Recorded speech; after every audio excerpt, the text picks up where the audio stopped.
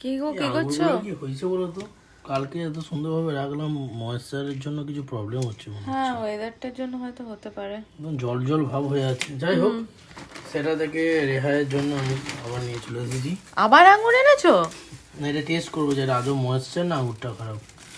না, আমার মনে হচ্ছে ময়েশ্চার। দেখবে তোমরা এরকম যদি কেউ জেনে থাকো বলবে তো। এরকম আঙুরগুলো, এই আঙুরগুলো বেশি দিনের নয়, 2 দিন আগের, তাতে কেমন জল জল হয়ে যাচ্ছে। আমি ঝুড়িতে রেখেছি বাস্কেট ছেড়ে দিয়ে, যাতে এরকম নয়, তাও হচ্ছে। যাই হোক, কি আনলে আবার আজকে? আজকে তো কালকেই তো বাজারে এনেছো, আবার তো ছিল। আজকে সানডে তো ওই জন্য একটু গিয়েছিলাম, কারণ আজকে তুমি বললে না বিরিয়ানি বানাবে, ওই জন্য চিকেনটা এনে আমি ফ্রিজে ঢুকিয়ে দিয়েছি।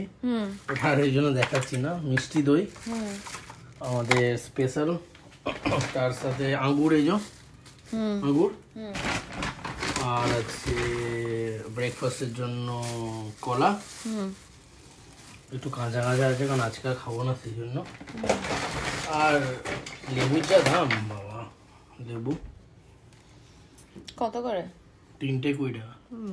আগে 3টে 10 টাকাতে পাওয়া যেত। পেঁয়াজ আর আলু আছে এখানে, দেখাচ্ছে না পেঁয়াজ আর আলু। ব্যাস। আর তোমাকে যেগুলো আনতে বলেছিলাম, এখানে আছে তোমার জন্য হলদিরামের মুগ ডাল।